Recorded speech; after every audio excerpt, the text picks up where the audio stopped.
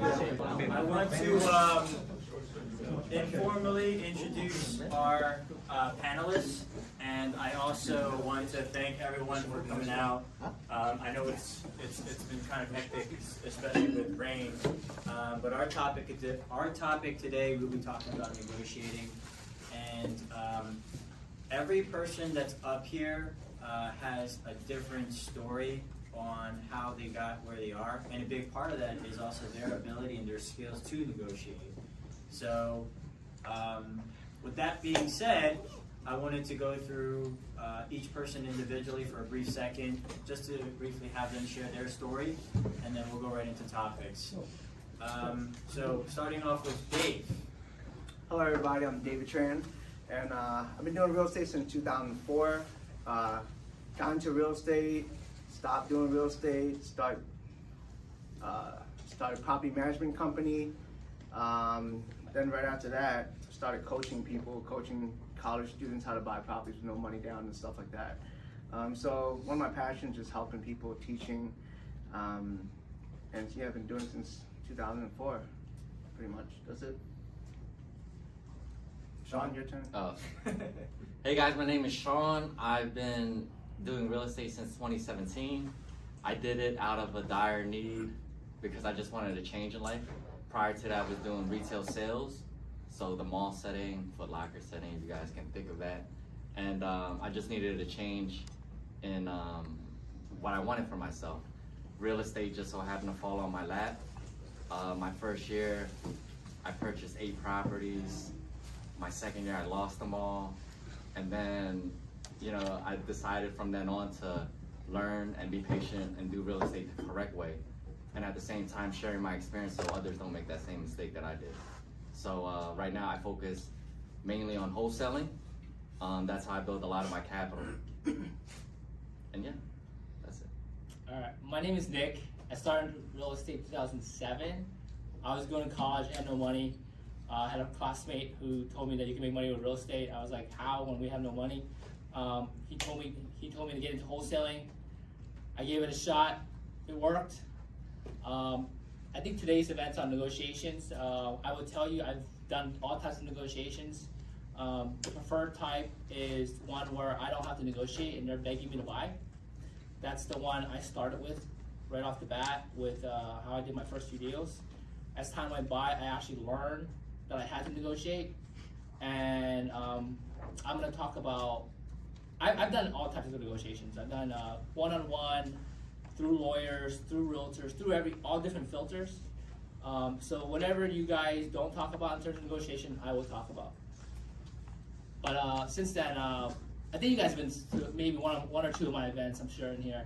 I do events all over the East Coast, from New York down to PA, and I'm just here to help whatever I can.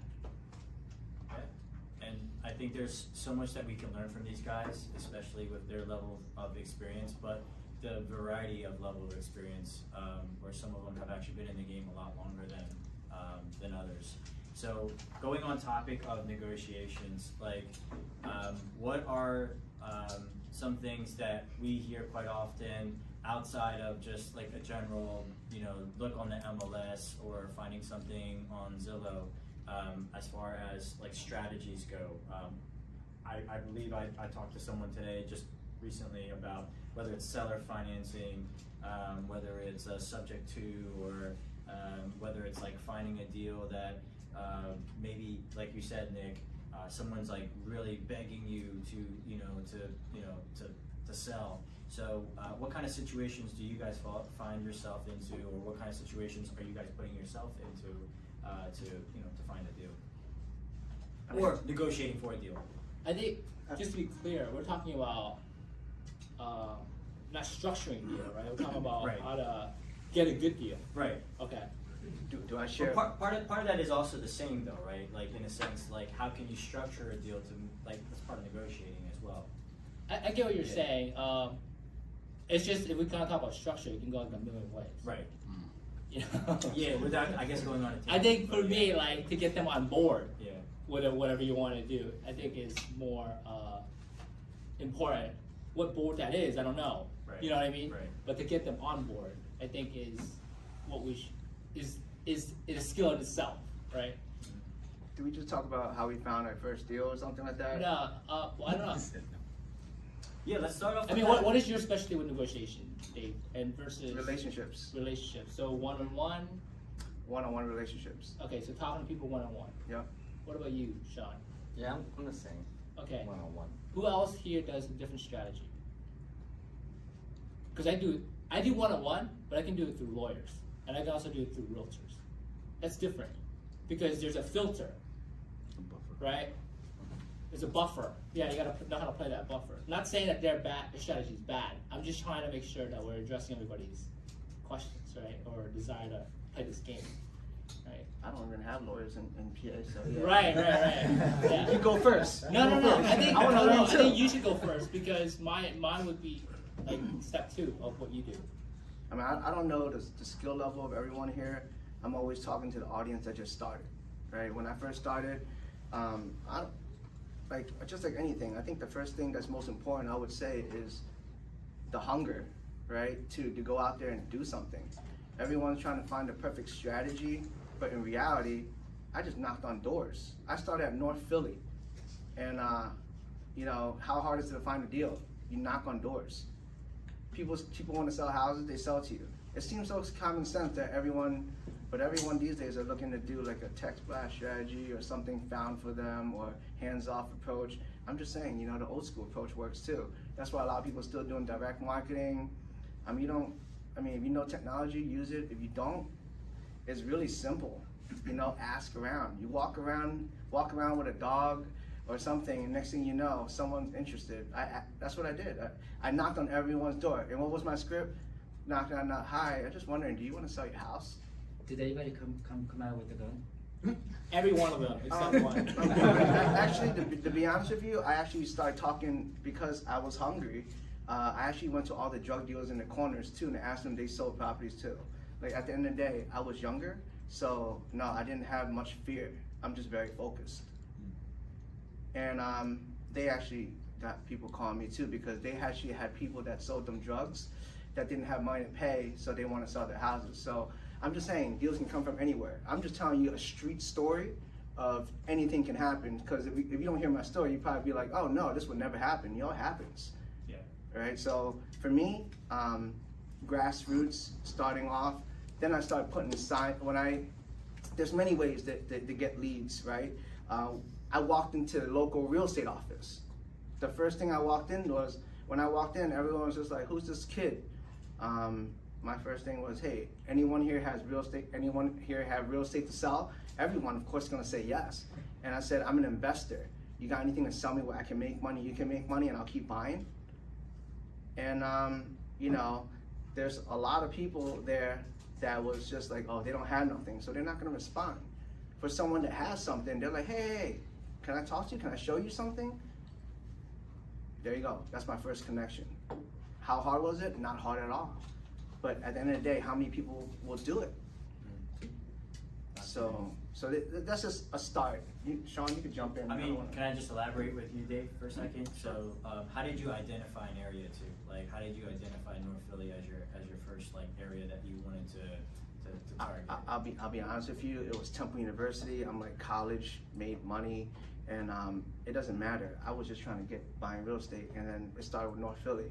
Then later I found out how dangerous North Philly is. But by then, I'm already buying a lot of properties. And just to let you guys know too, because I knocked on everyone's door, by the time I went to the real estate office, they knew everyone there. And they're like, you're that freaking Asian kid. That crazy guy. Yeah, that's pretty much what they said. You're that kid knocking on everyone's door? That's you? Oh, yo, come to my office. Like, you're serious, man. Hey, you want to work with us?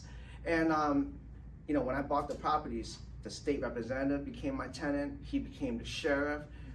A lot of things happened, and I was the young guy that was the most aggressive. And then they almost became fraternity brothers and stuff too, And it's just all about building relationships.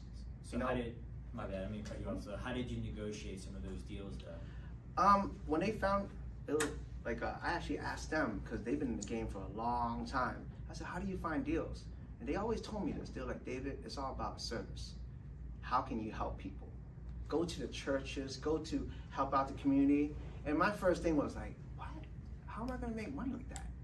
I don't get it. But I did it. I went out there to meet people. People just liked me, and they're just like, yeah, I want to sell this property.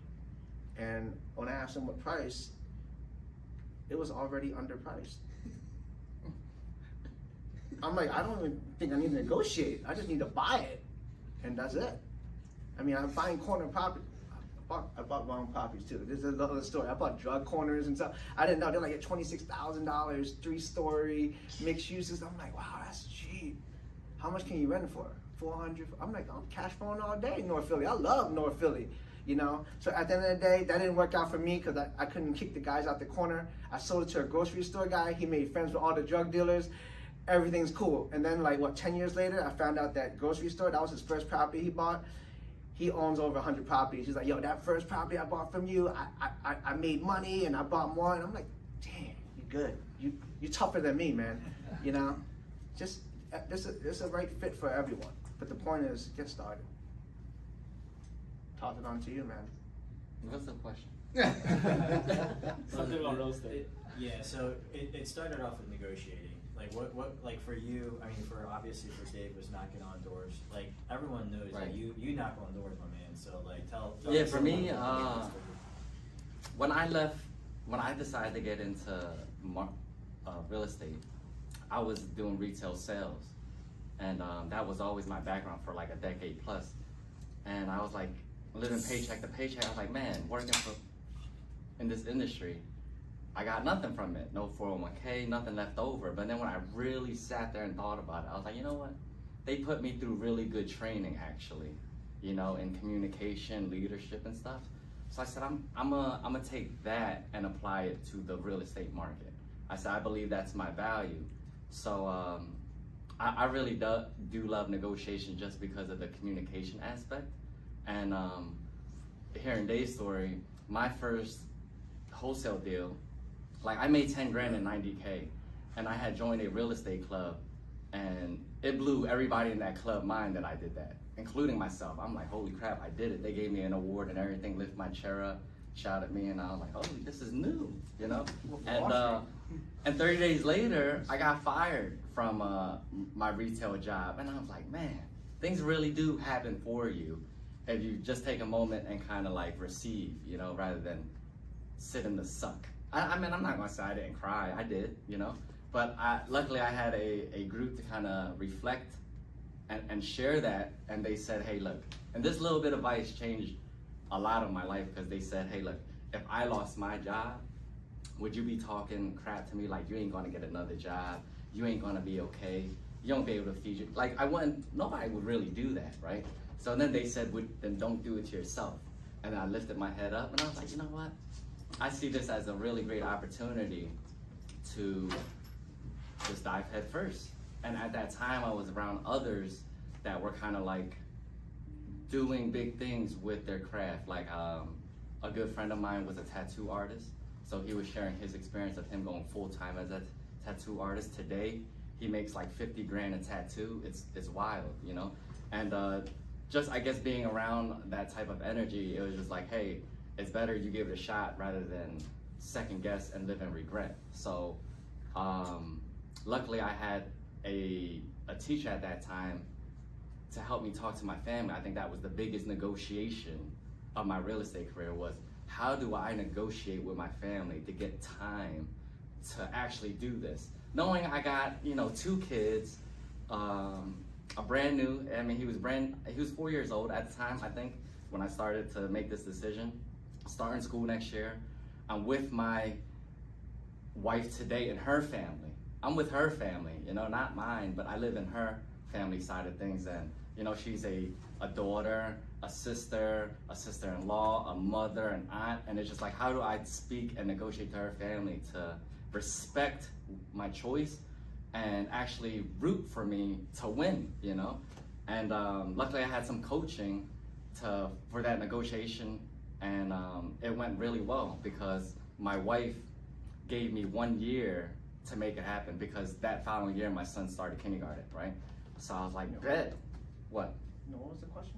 Oh, negotiation. Oh, okay. Right, so I was like, bet, that was my biggest negotiation, you know? And fast forward today, you know, I would say my biggest secret, in negotiation is that I don't necessarily go out and look for deals, but I create them, you know, and I think that's a big key factor in my real estate journey that I learned is that creating the deal, there's a lot of detail to it, you know, that people don't really consider, because a lot of that detail you can't really hold, touch, pick up, wear it, you know, because a lot of it is confidence, good energy, good listening skills, being of service, delivering great value, making somebody feel really good, education, you know. So that's where I'm at today, you know, is that when it comes to negotiation, like you could go out and think that there's something there to negotiate, but really negotiating for me is created,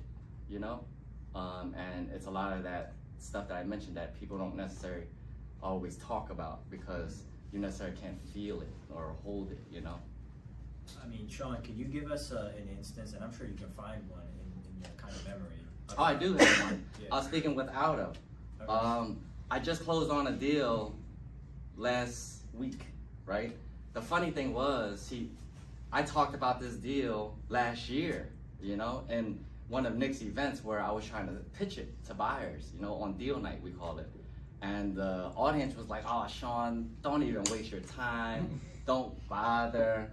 You know, it doesn't seem like it's going anywhere, you know? And I just closed on it last week, you know? And then when they were talking about it, somebody in the audience shared like, hey, I just went through something like that. I wasted a whole year, blah, blah, blah.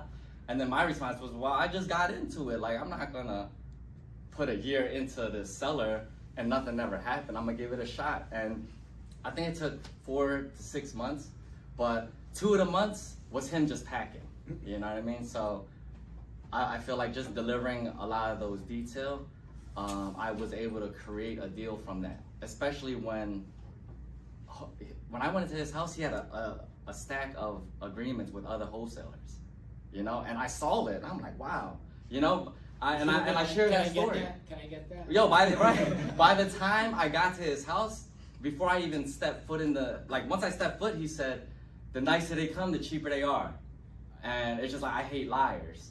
So those two things, I was like, you know what? I ain't gonna be either. I ain't gonna lie to you, and I ain't gonna be cheap, you know? So that's how I kind of built the relationship from there. And even seeing that stack, it never deterred me, you know? Because it's like, hey, I know that there's something you need. I'm just gonna be here to create that value and progress it forward little by little together, you know? And I think we were talking about it on the way up here. It's just like people do a transaction with you, will negotiate with you because they like you, you know? So that's one of my biggest secrets, just be likable, you know? I mean, before I get to Nick, like Dave and Sean, like when you guys talk with these people, I'm assuming it's not like you go into someone's house and they're like, yeah, I'm ready to buy or sell it right now, you know? It's more of a relationship, you're building it over a period of time, so there's definitely a process from start to finish. So what kind of things are you guys doing? Like, I can personally say as a real estate agent, like, it's always about follow-up. It's follow-up, follow-up, follow-up, and the person who follows up the most, they're getting the business. So what kind of strategies or tactics or things that are you doing to provide them value, and also making sure that, hey, they're thinking of you first when they're deciding to make a decision? All right, I'll tell you one of my, make a quick story. One of the properties I bought in North Philly, the first thing I do is I listen to what they're trying to achieve, like a goal, like they're trying to move somewhere or whatever they're trying to do, about what they want to sell. I met an owner that he lives in Virginia. His property now, his niece lives in it, and he's getting no rent, and he just want to get rid of it. He's thinking about giving it to a church, okay? So when I talked to him, I was like, so what do you want to do? You know, like he's just like, yeah, I don't want to give away my property. I said, obviously, I don't even know how much this property is worth in North Philly. I said, there's no accounts on this block for the last like 5 years, so it's a rough neighborhood. And I said, I don't want it. That's what I said. I said, I don't want it. And he was like, yo, if you were to buy something, how much would you pay for it? I was like, you want me to make a number up? I don't know. And I said, you know what, just tell me, what are you trying to achieve here? He said, well, I live in Virginia, and I always wanted to open my own little business. And in Virginia, there's a lot of little kids, but there's no water ice. And all he wants to do is sell water ice to children. And I said, oh, that's it? That's cool. And I went home. I did my research. I went on Craigslist trying to find like water ice stand. And he was very specific on what type of water ice. He was just like, I want the specific one. I don't like these types. I want these types, the ones you could charge up. I said, all right, got you. I listened to everything he wanted. And then I went on Craigslist and I found it. I found it. It was $1,000, right? And then he wanted the inventory. I don't know, South Philly has this water ice, John's or something. Yeah, John's water ice is what it's called. Yeah. Okay, yeah. He was like, I want John's. Yeah, John's. I want that quality water ice and stuff. And then for me, I'm like looking at the pricing. I'm like, dude, that's expensive, yo. How you gonna make money? And it's just, and for me, I'm like, I don't know. Let me just do the research. I found a water ice is $1,000, and I was just trying to figure out how many inventories he needs to have to get started. I asked him how many flavors you want to get started with. He's like, that's a good question. I don't know, you know? So I was just helping him build his business, right? And then from there, I said, yo, look, I think you should start your business like this. Like, I'll get the water ice stand, and then just buy 3 months of supply, get the basic flavors, and I don't recommend you buy from John's, although it's the best and stuff like that. Go to Walmart, it's cheap. They sell it at Rita's or whatever, or I forgot what flavors, like cherry. Go with those things, and then I was like, yeah, that costs like $3,000 at most, and you get like 6 months of supply with the cart. And he was like, I'm not selling my property for $3,000. And I was just like, but you told me that I'm just telling you that it costs $3,000. So you told me that's what you want to sell the house for. Because when he told me he wanted to sell the house, he said he wanted $10,000. I said, what do you need $10,000 for?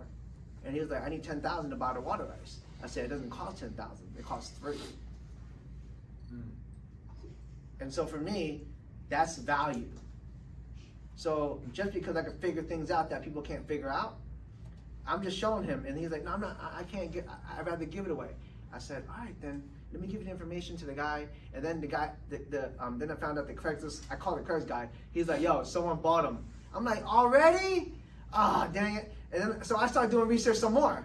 And then I found another guy, brand new, 2,500, same plan. I called him back, and I let him know that, yo, you can just call this company. They make it brand new. It's 2,500. It got the umbrella too, so you don't have to be in the sun and all that stuff.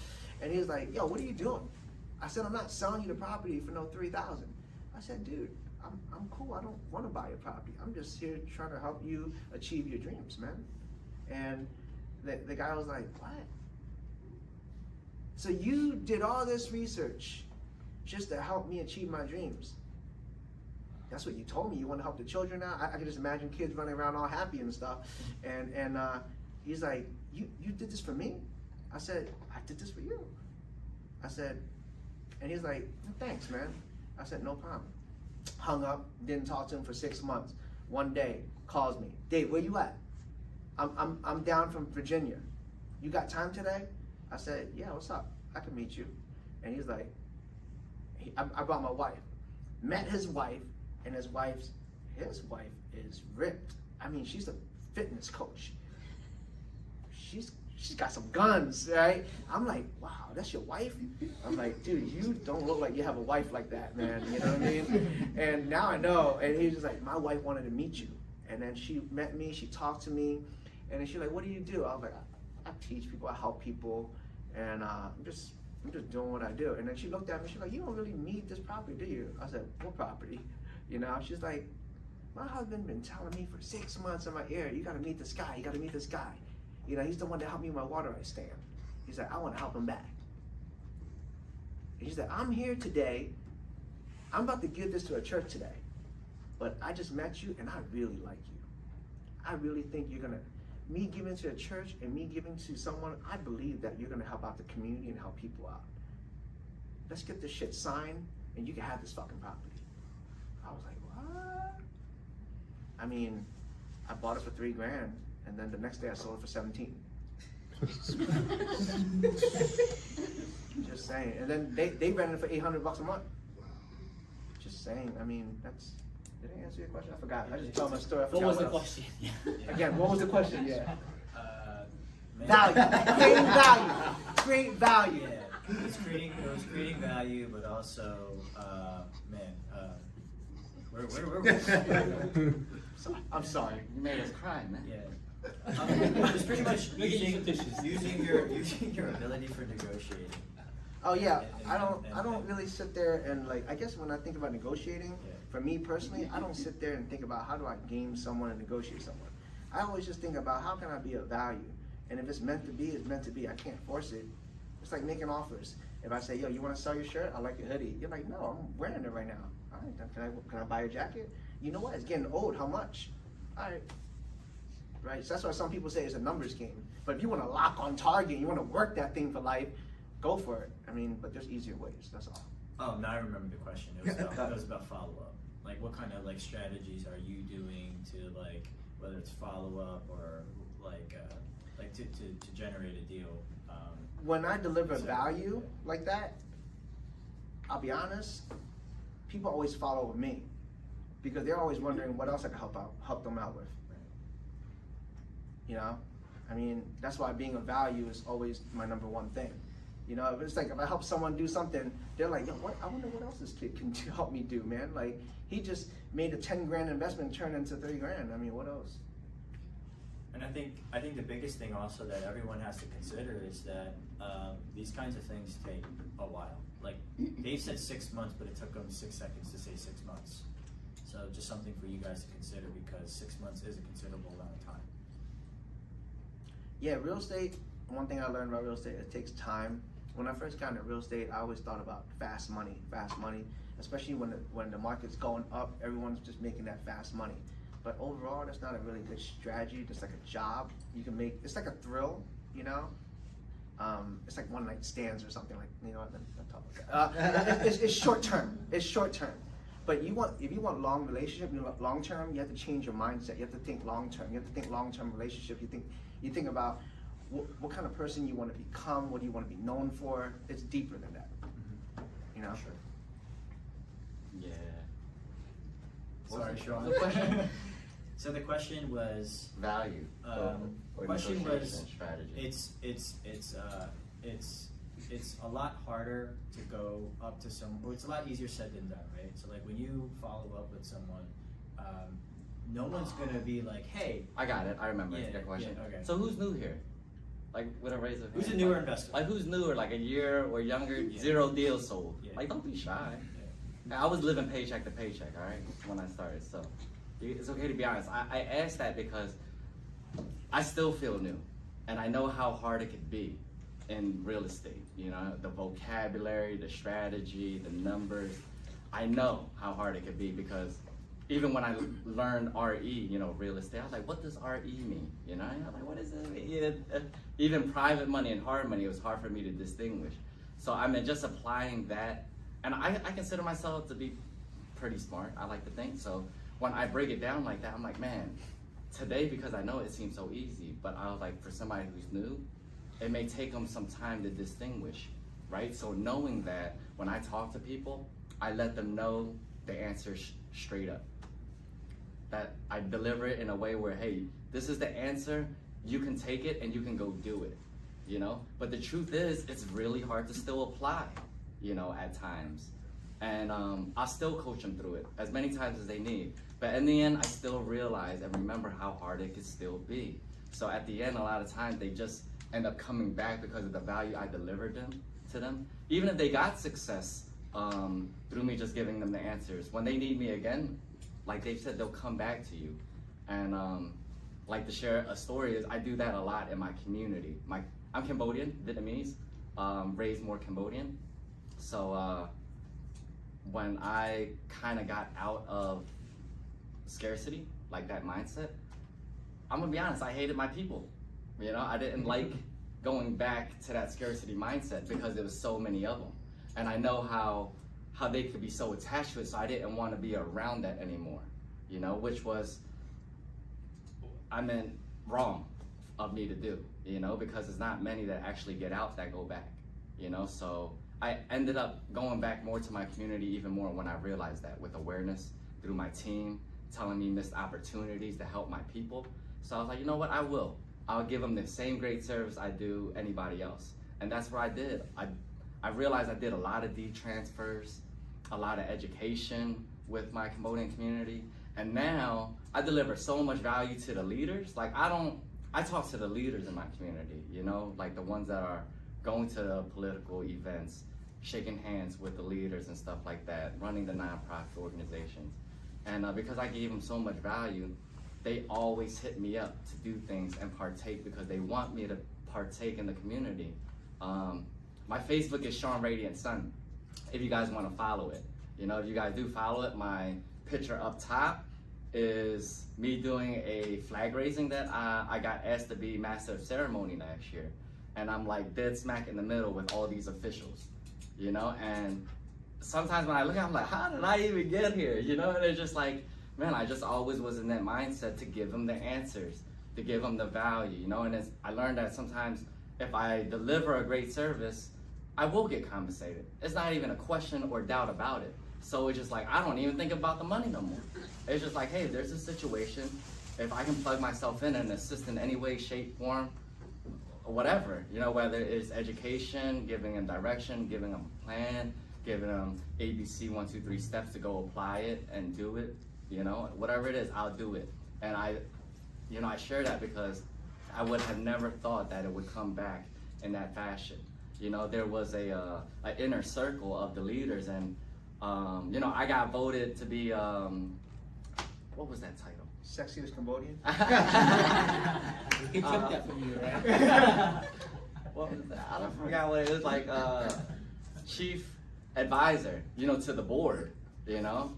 And I was like, me? Like, you guys want me to be an advisor? You know, and who knows Franklin D. Roosevelt, the park where they cook chicken and FDR, you know, the sea market, the Southeast Asian sea market. You know, as of right now, they're restructuring the board, and the vice president reached out to me and was like, hey, I think you should submit. And I'm like, submit and do what? He's like, you know, there's a few people that want you to partake and submit to be on the board. And I'm like, but then you guys gotta vote. And I'm like, hey, Sean, if they're asking you, they pretty much just want you on there. You know, and I'm like, and I tell them truthfully, I was like, hey guys, I would love that, like, thank you, but it'd be a disservice if I said yeah, because my mind isn't there. You know what I mean? I have a lot of business out here and a team out here that is most important to me first, you know, and a lot of that other stuff is more like philanthropy, you know, that I don't at the time now have time for, you know, so I declined it respectfully, but, you know, just to talk about your question, like, I just give out the right answer, you know. And sometimes my team tells me, they'll get on me like, Sean, why would you tell them that? And I was like, why not? I was like, you know how hard it is to take that information and actually apply it, you know? Because I know that they'll come back, you know. And it's just like, hey, look, you're not paying me for coaching or mentorship or nothing. That's cool, no problem. This is still the answer, you know what I mean? But if you want me to partake and help you, that's a different conversation. I can help you, but now that requires my time, you know what I mean? So it's just like I learned how to communicate that to them so that they know I'm going to get compensated at the end as well. You know, that way it's a win-win for everybody. Because and then when I speak in that fashion, like, hey, now if I do have to go out there with you, you know, it is taking up my time, and you know, I got to schedule that into my schedule. You know, time is money, because I tell them the truth. I'd rather be at home with my daughter, you know, my family and stuff. But I'm here for you if you need me, you know. And I tell them the truth. The truth is, you don't take this information and run with it. But they still, you know, you guys will know the answer to something and still say to your friend, like, can you come? You know what I mean? Like, can you just be with me? Can you partake? You know? So we all go through it in that fashion, and I just think about it that way too. You know, that I just give them the answer: be truthful, full integrity. Right. And when I first started, people wasn't like that with me. They would give me vague answers, make me run around the corner of the building and then down when the answer was like across the street. You know what I mean? And I said to myself, I was like, why? When I would learn the truth in something, I was like, why would they do that? Why wouldn't they just tell me? You know? And I can make excuses. Maybe they didn't know how to communicate it, this, that, and the third, blah, blah, blah. But then, you know, maybe they just didn't want it for me. But I said, I'm not going to do that to anybody else because I know how it feels. You know, so I'm gonna be truthful. I'm gonna work with integrity, and I'm gonna be honest. And hey guys, I used to lie a lot too. You know, Next time. okay. I used to lie a lot too, but not anymore. All right. Well, Nick, I mean, obviously, there's a lot of other strategies that you've used and you briefly discussed. Like, obviously, with Dave and Sean, it seems highly relational. What other strategies have you used, or should our audience consider using? All right, so I have no sales background. I'm gonna give you guys two strategies, okay? One is unintentional negotiation, and then the second is intentional, okay? So I started off, I'm very oblivious to life. I'm very oblivious to the dangers of life and what it takes to actually become somebody, especially when I first started.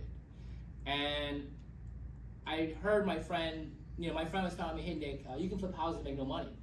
And I didn't believe him, because I've been trying to make money all my life and it always required money. Anyway, I saw his life change over a 6-month period, and then because I saw it change, I gave it a shot.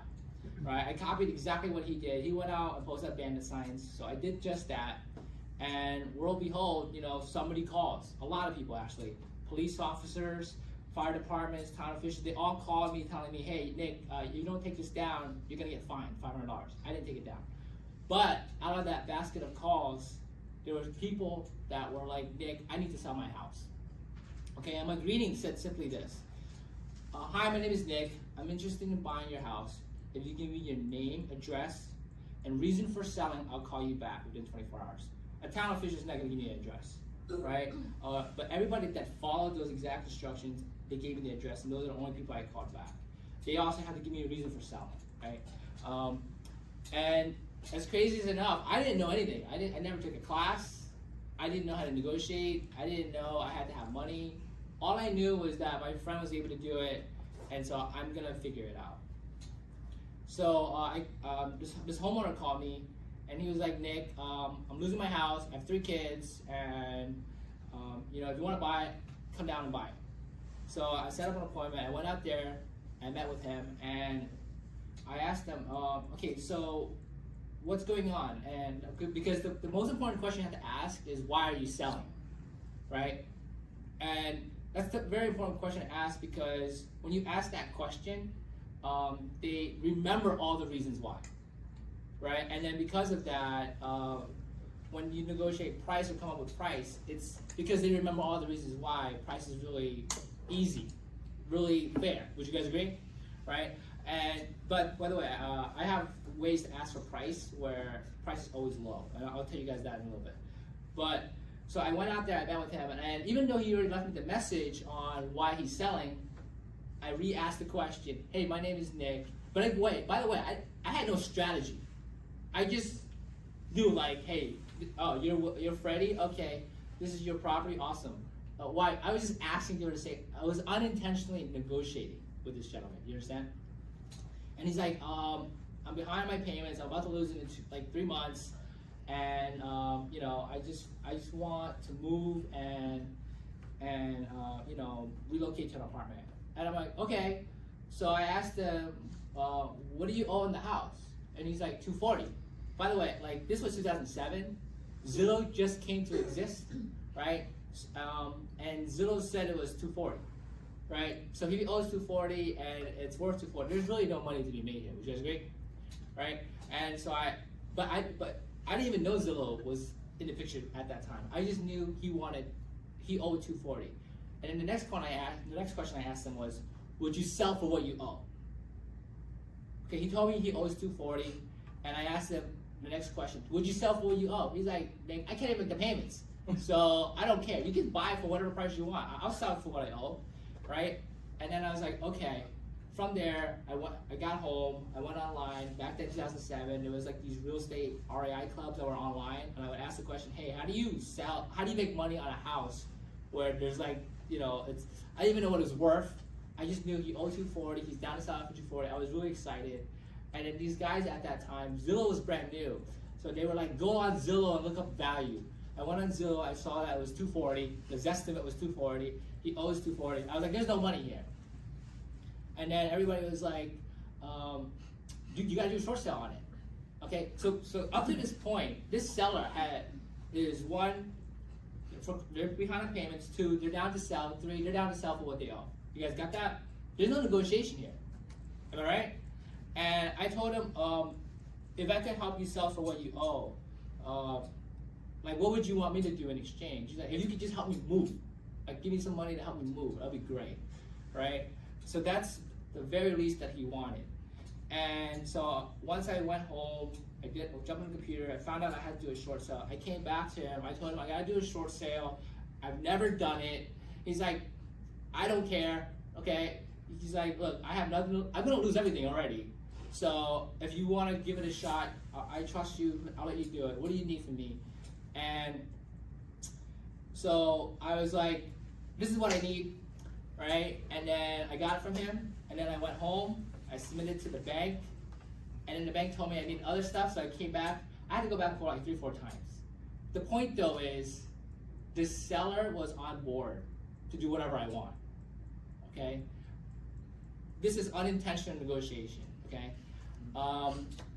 Now, as for offer price, because I know he was willing to sell for what he owes, and he didn't even care what I bought it for, right? I told him, Freddie, could I try to buy this thing for $80,000? The first day I met, or the second day I met him, sorry. I asked him, could I try to buy this for $80,000? He's like, Nick, I'm gonna lose this. I'm not gonna get any money. You can buy it for whatever you want as long as you can get it, okay? And so my agreement initially, right off the bat, was to buy for $80,000, okay?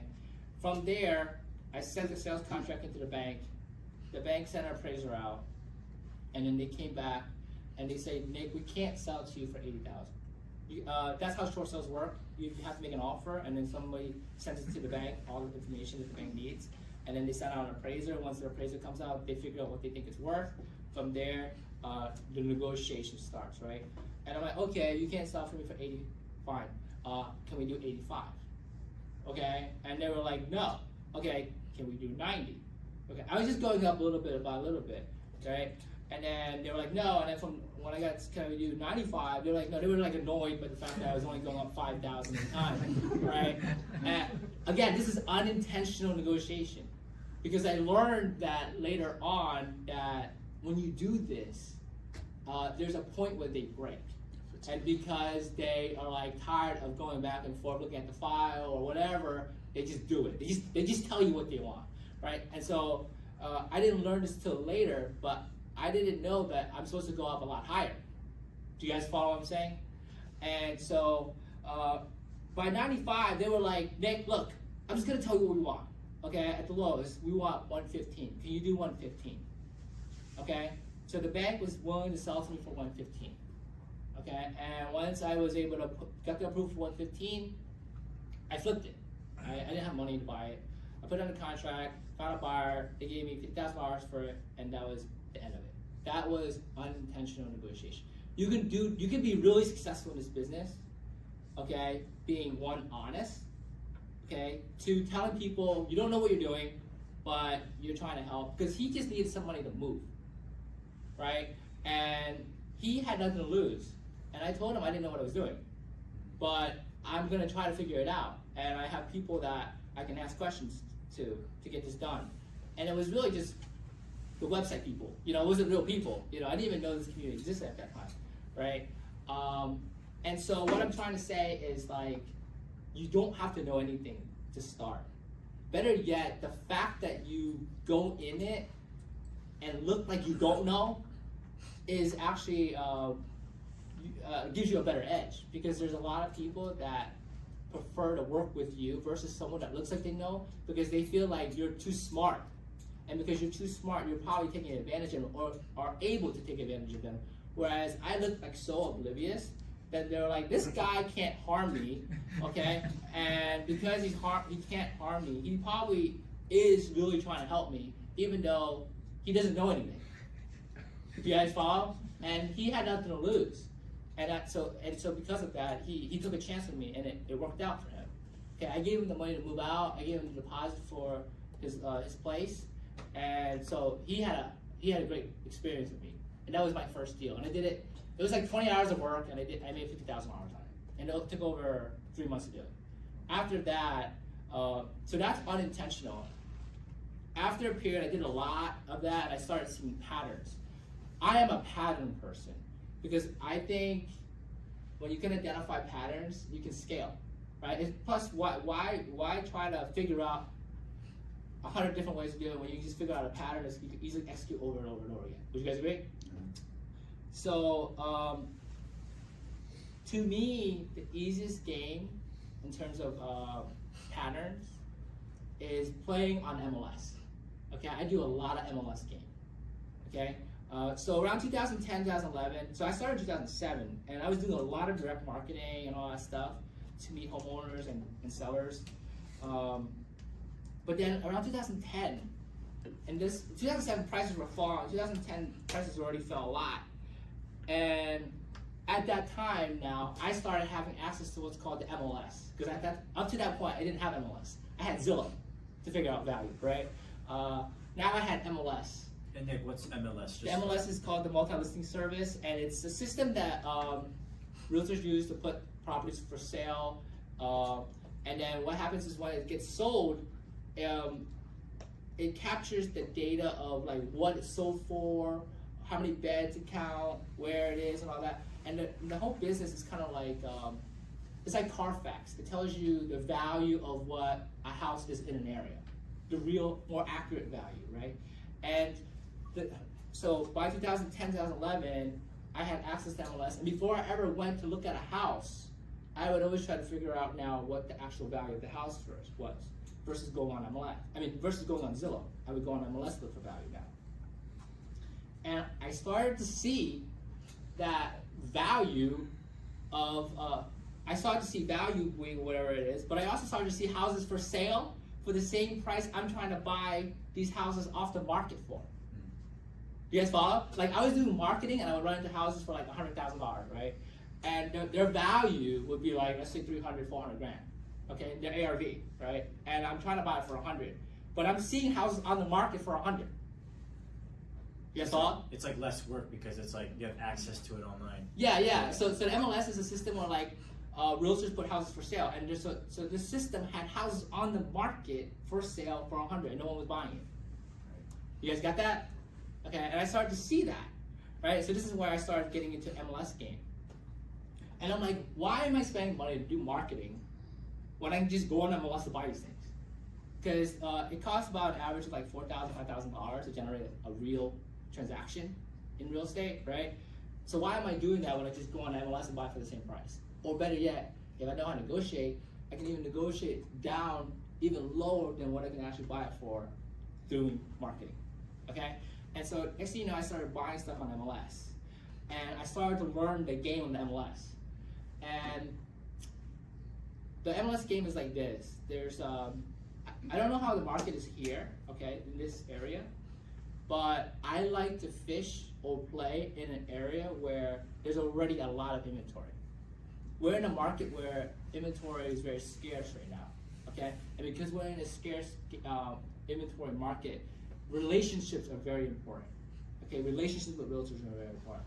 But, you know, the question is, how do you build relationships right in this market? It's very hard, right? The only way to build relationships in this market is you meet a new agent and they get a listing, and because they don't have any pre-existing relationships, they will submit you a low offer, okay?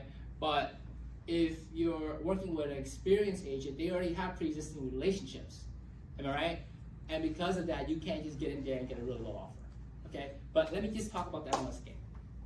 So what I've learned about the MLS game is this. There's two types of MLS transactions. One that's been sitting on the market for a long time, and two that just came on the market. There are different ways to play that game, okay? So let's start off with the easier one. Transactions have been sitting in the market for a long time, okay? So that's where I started with the MLS game. I saw deals on the market for really low prices already, and I was like, wow, there's stuff for really low prices that's been on the market for like, 6 months, 9 months, or it was like 2-3 times more than what the average days on market should be, right? And then the funny part is, when I sent out my guys to go look at the house, and then I go make an offer, okay? It's always like this. The day I make my offer, there's another offer. You guys got that? What? Like how? Like, out of the 6 months that's been on the market, the day I make my offer, there's another offer. right? And so in the beginning, I would like go up on price. Okay, because I was like, you know what, it's so low, I can go up on price and I'm okay with, you know, with that. But then it happened so many times that I was like, you know what, maybe there isn't another offer, and they're actually just saying that so that way I go up on price. And then I started saying, you know what, take the other offer. Okay, and then because I started saying that, they're like, oh. Yeah, okay, yeah, the other offer just like kind of flopped out. And because of that, I would then take it for that offer I wanted, right? But then I learned something. I learned, after doing that for a period, I learned, hey, when that happens, I shouldn't do that. I should submit a lower offer. You guys see what I'm saying? So now I am aware that they're doing this to me, and now I'm playing along with them and even against them. Okay, so that's the realtor side of it. Okay, now that's something that's on the market for a long time. When you're doing transactions where it just came on the market, you have to be mindful that some realtors are putting it on the market low to intentionally create a bidding war.